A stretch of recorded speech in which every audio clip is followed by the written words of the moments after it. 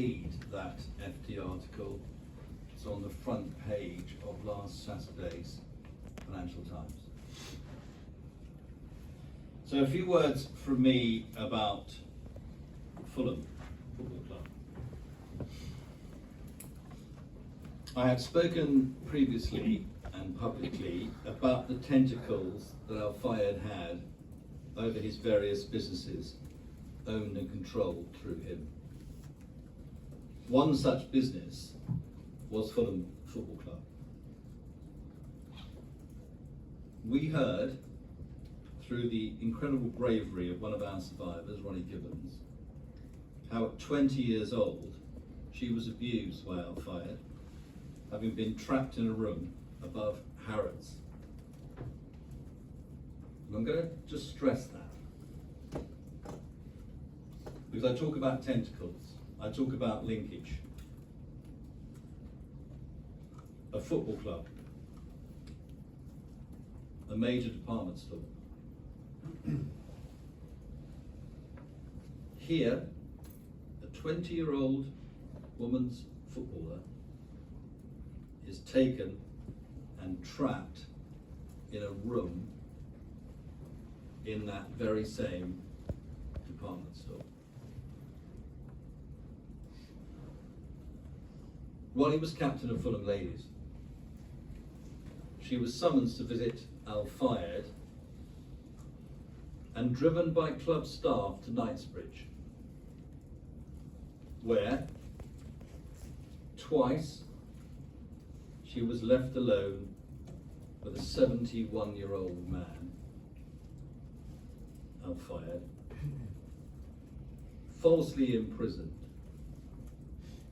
and sexually abused.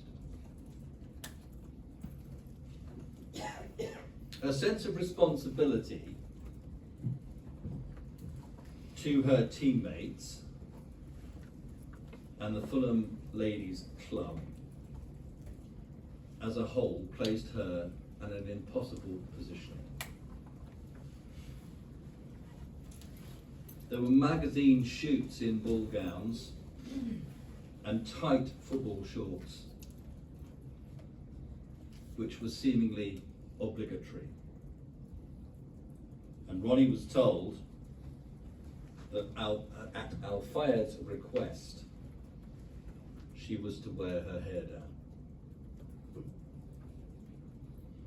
Personal questions about her private life were followed with claims that Al-Fayed would buy her an apartment on Park Lane or Knightsbridge.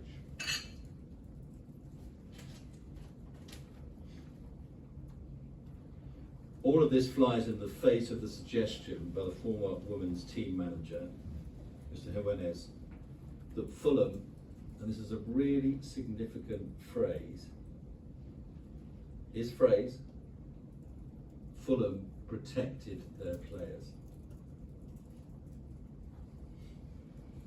Fulham has condemned all forms of abuse and urged anyone affected to contact the police or an email address which has safeguarding in the title. I shall say nothing more about that. It's for others to note the irony.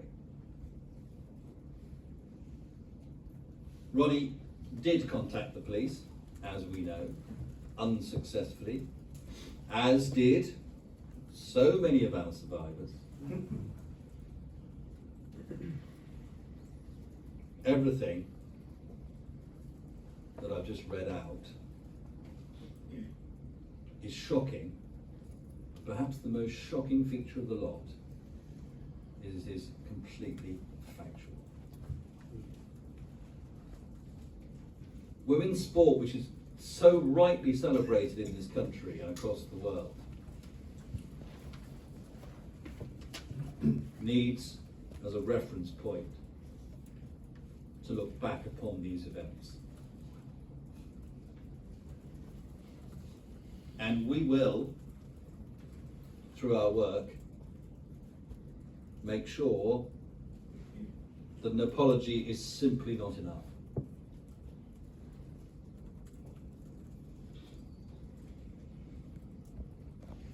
in common with my colleagues, I too have some questions. My first is to Fulham. Why, if this abuse wasn't known about within Fulham ladies, was there a need to, quote, protect the players?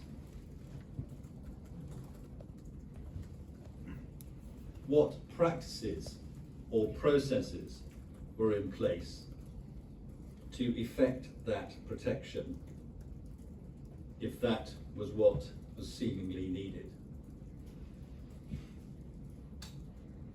And perhaps the most important of the lot, what is going to happen now? What proposals do Fulham / Harrods have? And it's important in this context that I put them in the same bracket. Fulham / Harrods. What proposals do they have to give Ronnie the justice that she deserves? Once again, the silence from Harrods is deafening. You will recall in the BBC documentary the words of Tony Leeming, a former department manager, who said the following: "I think if I knew, everybody knew. Anyone who says they didn't are lying. I'm sorry." We are here, and we have a website to seek justice for Fulham survivors, but most importantly, as importantly in terms of the generalities of what I'm saying today, that website is for anyone who has suffered abuse in a sporting context.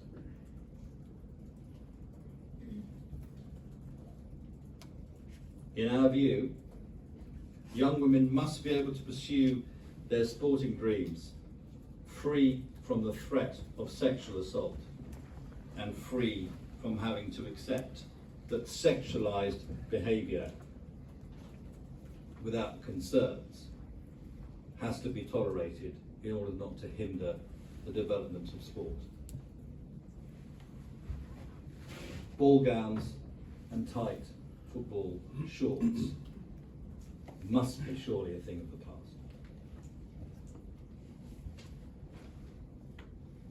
What we're going to do now, we are going to play a short video from one of our survivors. It's in a football context,